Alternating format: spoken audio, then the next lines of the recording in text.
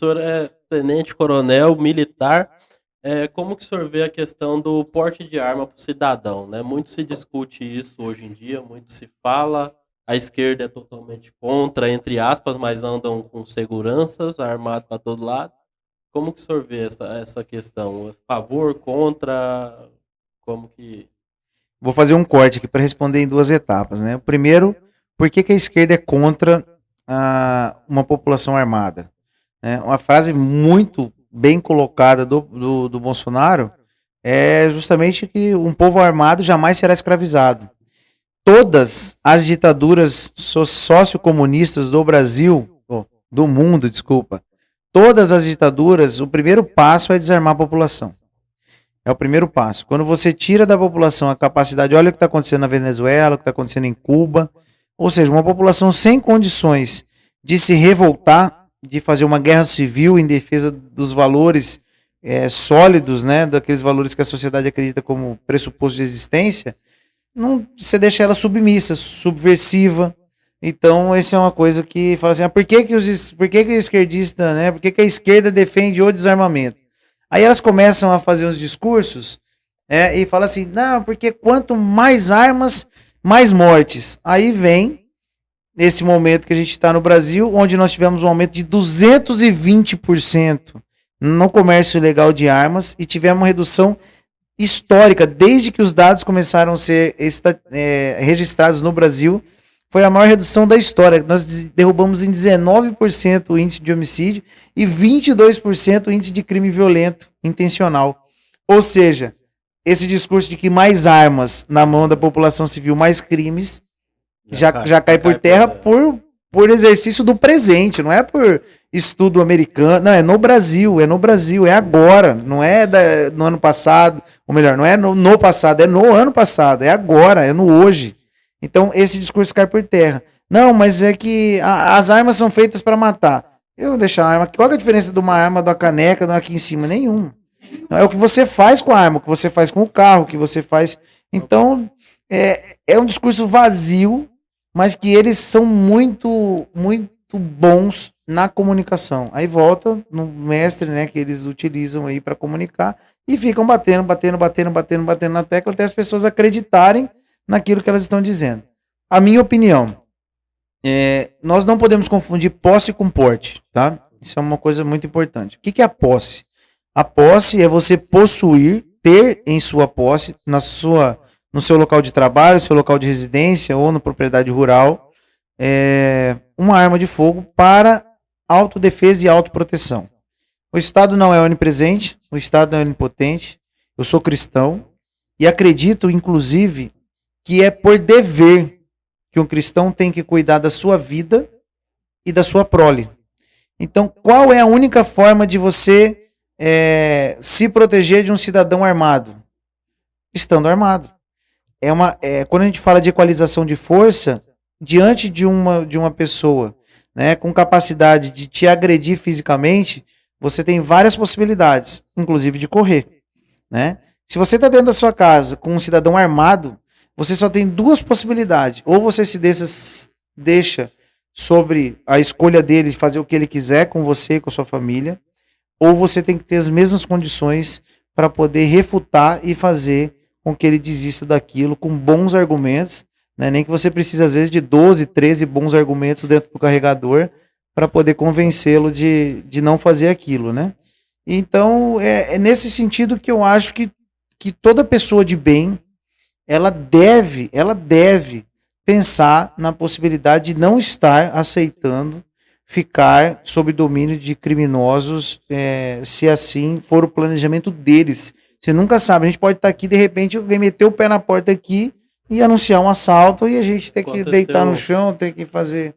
A gente morou em 2019, foi 2019, a gente morou no Santa Rosa, bairro Santa Rosa, e a gente acabou mudando porque teve um assalto, né, que o policial federal acabou mandando 2 bandidos pro saco preto.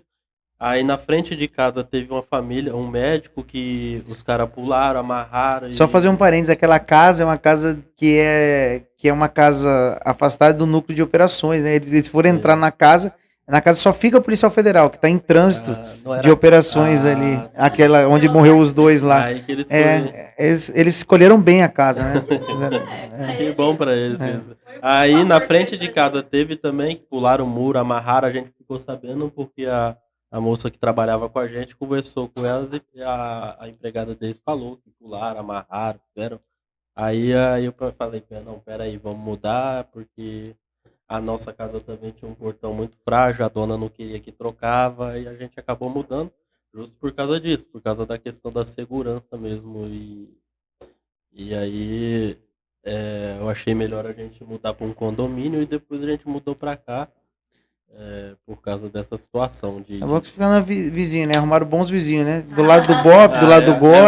Agora eu costumo dizer até pro pessoal que aqui nem passarinho encanta direto, porque é meio complicado. Mas essa é uma questão. A gente pega os bairros residenciais que eram considerados bairros nobres de Cuiabá, Santa Rosa, Boa Esperança, Jardim das Américas. Hoje você, Jardim Cuiabá.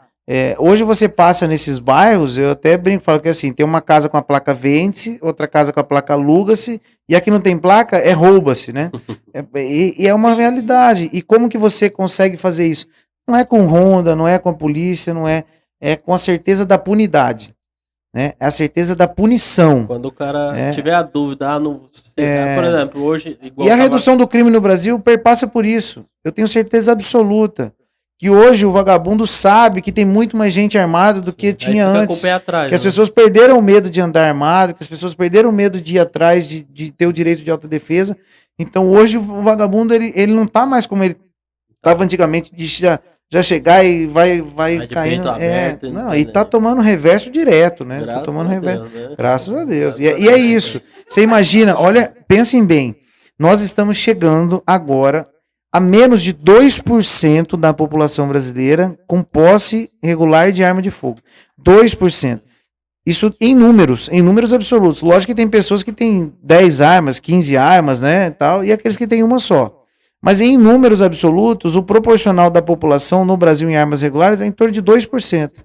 Nos Estados Unidos, é mais do que 100%, é 112% o número de armas dentro do país, comparado à população. E aí você pega a Califórnia, que é guns free, você pega alguns outros estados que é guns free, né, ou até cidades.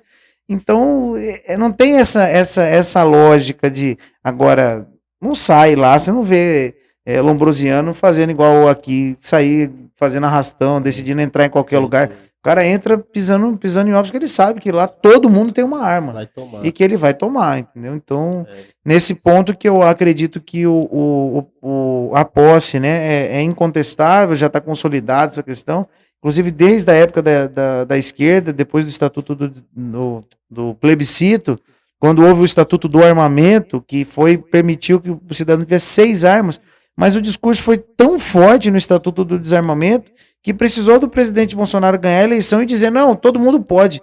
E hoje, para você ter uma ideia, reduziu para 4. O povo fala, não, porque o Bolsonaro tá dando arma. Eu fico puto com o presidente. Por quê? Porque eu podia ter 6 armas como cidadão. Agora ele diminuiu para 4. Então, assim, as pessoas colocam como se ele tivesse autoridade. Não, isso sempre pôde. Não mudou nada, o processo é o mesmo. Comprovante de atividade ilícita, comprovante de residência, certidão negativa criminal, capacidade psicológica, capacidade técnica. Então não tem diferença, não mudou nada, sabe? E aí fica nesse discursinho. Valeu. Agora, com relação ao porte, eu tenho algumas ressalvas. Acho que o porte realmente tem que ter um controle muito maior, em especial para aqueles que comprovem periodicidade e prática. Porque portar uma arma de fogo é muito diferente, porque envolve vários outros fatores. Quando alguém entra dentro da sua casa, ninguém tem dúvida de que você precisa pegar uma arma e tomar uma atitude para poder se defender. Agora, quando você está na rua, o brasileiro não é ele é um povo passivo. Passivo que vê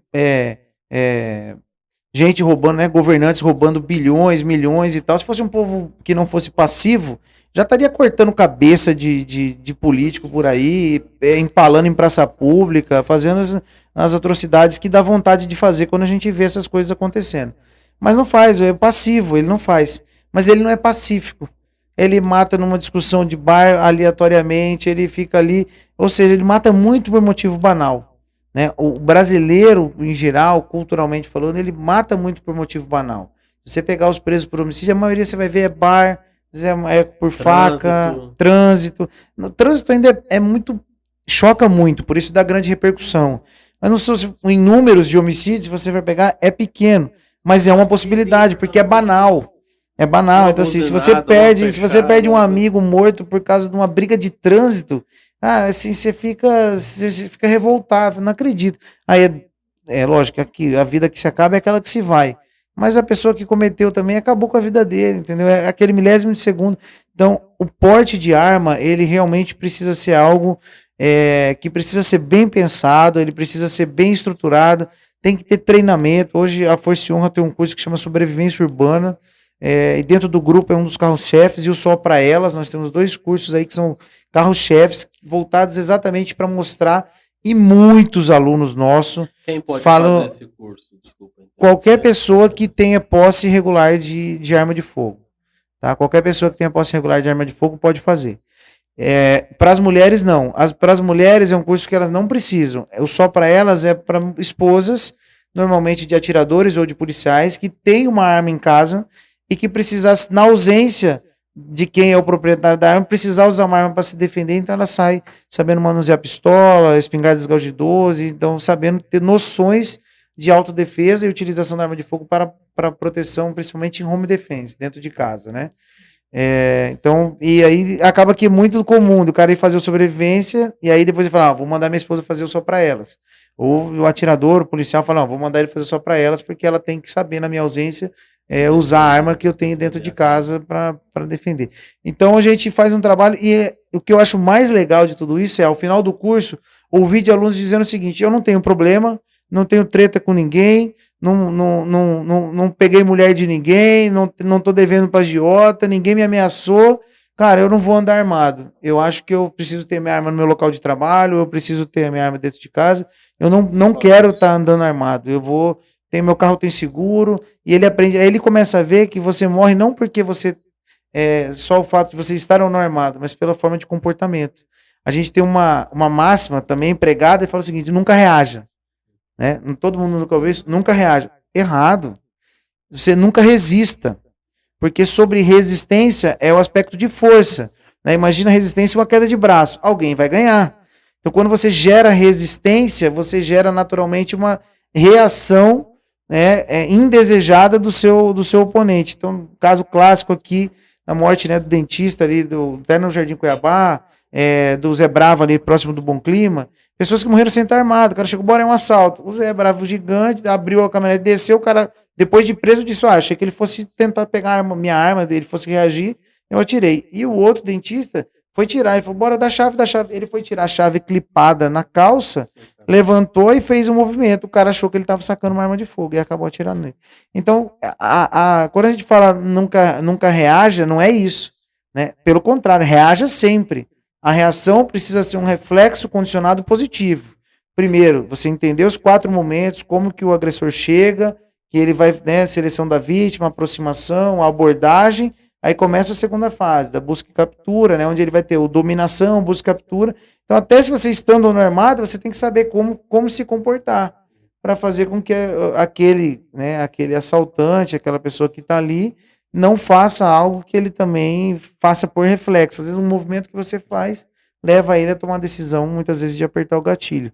Então, o curso traz tudo isso, tanto o Sobrevivência Urbana quanto Só Para Elas, e a gente só tem interrompido por conta da pandemia, que estão suspensos, né, as atividades que é tanto dentro de sala de aula quanto fora, mas deixo aqui um convite a todos que se tenham interesse de conhecer, lá também a gente tem possibilidade, quem não tem arma de fogo, mas quer ter o primeiro contato, quer saber um pouco mais sobre esse mundo das armas, ali na General Melo, aproveitar aqui, não tem problema fazer um merchan aqui, na General Melo, no centro de Cuiabá, nós temos 3 estandes lá dentro, uma área toda climatizada, e instrutores o tempo todo para acompanhar, tem armas disponíveis, então sendo maior de 18 anos, tendo certidão negativa criminal, você tem possibilidade de ir lá e fazer o que a gente chama de Guns Experience, que é um padrão americano que a gente trouxe para cá, onde a pessoa consegue atirar, sem ela nunca ter contado, ela vai poder ter uma instrução básica e atirar de revólver, de pistola, de carabina, de O João já carabina não pode, porque tática. o João tem 17 e tava querendo ir. Aí ele vai ter que ir acompanhado com um responsável legal. Pai ou mãe, né? Algum responsável legal para acompanhar.